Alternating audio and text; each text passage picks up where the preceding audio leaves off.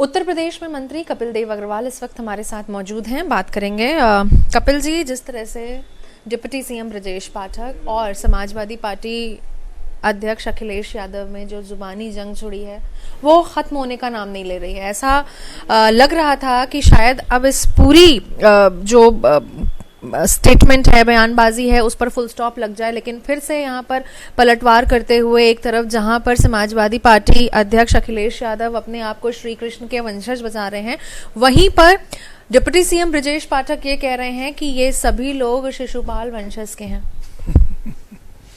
बड़ी खतरनाक स्थिति है। जिस प्रकार से जन्म से कोई नेता नहीं होता, कुछ लोग होते हैं जिनको विरासत में मिलती है। श्री राहुल गांधी हैं, अखिलेश यादव जी हैं, जिनको विरासत में राजनीति मिली। लेकिन अधिकांश लोग, हम जैसे लाखों लोग, परिश्रम के बल पर आगे बढ़ते हैं। ना कोई जाति से नेता होता है, ना कोई जन्म से नेता होता है, ना कोई परिवार से नेता होता है। परिश्रम करके, मेहनत करके, जनता का विश्वास अर्जित करके तो व्यक्ति जीवन में नेता बनता है और लाखों में एक व्यक्ति को मौका मिलता है कि समाज में आगे बढ़ सके। पर इतनी बड़ी विरासत होने के बाद श्री अखिलेश यादव जी जिस प्रकार से डीएनए टेस्ट कराने की बात कर रहे हैं, यानी कितनी घिनौनी टिप्पणी है, कितनी निंदनीय टिप्पणी है कि डीएनए टेस्ट कराइए। अब उनका डीएनए का मतलब हुआ कि उनके माता पिता के ऊपर उनका चरित्र हनन होगा, उनके बाबा दादी का चरित्र हनन होगा। ये चीज़ें बहुत ही खराब हैं, बहुत ही निंदनीय हैं, बहुत ही भर्सनीय हैं।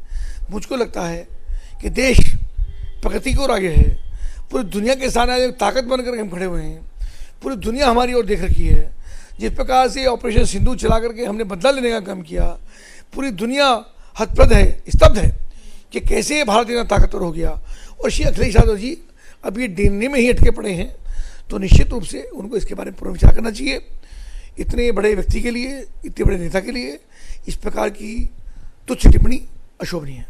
लेकिन समाजवादी पार्टी की तरफ से कपिल जी बार बार ये भी स्टेटमेंट आ रहा है कि डीएनए की बात इन लोगों की तरफ से होती है। भारतीय जनता पार्टी के लोगों, चाहे वो ब्रजेश पाठक हो, बार बार डीएनए की बात ये लोग छेड़ते हैं और उसके बाद फिर जब हमारा दिमाग ठनकता है तो फिर हम ऐसी बात भी करते हैं। देखिए, मैंने तो अखिलेश यादव जी का सुना है, पर मैं तो जो शुरू में अपनी बात कही है, हमको इतनी मर्यादा रहे कि जो हमारे श्रोता हैं, हमारे दर्शक हैं, जो आपके चैनल के माध्यम से हमारी बात सुन रहे हैं, कम से कम हमें देख करके, हमारी शक्ल देख करके टीवी ना बंद कर लें। इतनी मर्यादा हमको रखनी चाहिए। समाजवादी पार्टी सुप्रीमो मायावती की अगर मैं बात करूं तो उन्होंने अपने भतीजे आकाश आनंद को फिर से एक बार नए तेवर के साथ जो उनका पद वापस लिया था वो वापस दे दिया। अब आपको क्या लग रहा है कि इस बार जब वो मार्केट में उतरते हैं तो उन्हीं तेवरों के साथ उतरेंगे या कुछ नया इस बार करेंगे? तो सुश्री मायावती जी को तय करना है, उनकी पार्टी को तय करना है। हमारी तो मुख्यमंत्री रही हैं 3 बार 4 बार, हम तो उनका सम्मान करते हैं और उनकी पार्टी बढ़े, हमें कोई आपत्ति नहीं। अच्छा है, मायावती जी जननेता हैं और मैं उनका पूरा आदर करता हूँ।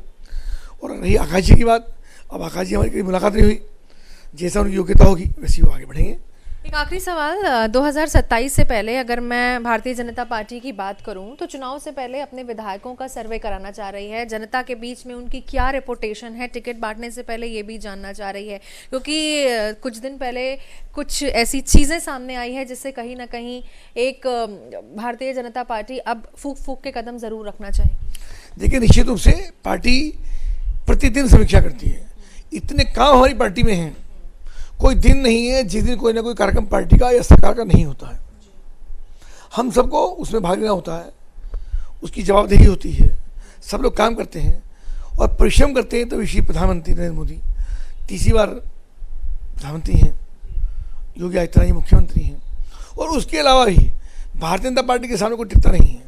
अभी तिरंगा यात्रा हम सब लोग कर रहे हैं। तो देश में जिस प्रकार से एक शर्मनाक हादसा पाकिस्तान पोषित आतंकवाद के द्वारा 22 अप्रैल को हुआ, दुखद घटना थी, पर जितना शानदार तरीके से ऑपरेशन सिंधु चला करके हमारे देश के नौजवानों ने, सैनिकों ने, हमारी बेटियों ने और हमारे प्रधानमंत्री श्री नरेंद्र मोदी के नेतृत्व में जिस प्रकार से एक शानदार बदला, आतंकवादी अड्डों को तबाह करने का काम, पिन पॉइंट करके उनको नेस्तनाबूद करने का काम जब ये किया है, तो मुझको लगता है कि जिस प्रकार से उसके बाद कार्यक्रम चल रहे हैं, ऑपरेशन सिंदूर के बाद तिरंगा यात्राएं हो रही हैं जिनमें समाज का प्रत्येक व्यक्ति भाग ले रहा है, सबकी सहभागिता उसके अंदर है, तो मुझको लगता है कि भाजपा का कार्यकर्ता भी ठीक प्रकार से काम कर रहे हैं, और कोई गड़बड़ करता तो पार्टी को चेताने का काम करती है, और जैसी व्यवस्था पार्टी की होगी, जिसको पार्टी अवसर देगी, हमेशा होता है वही चुन लेगा, इसमें कोई बात नहीं। हमारी पार्टी बड़ी मर्यादित है, अनुशासित है, और सब लोग अनुशासन का पालन करते हैं। हमसे बात करने के लिए। तो आप सुन रहे थे उत्तर प्रदेश में मंत्री कपिल देव अग्रवाल को। लखनऊ से वीडियो जर्नलिस्ट अमर के साथ मैं निकिता सरीन, इंडिया न्यूज़ के लिए।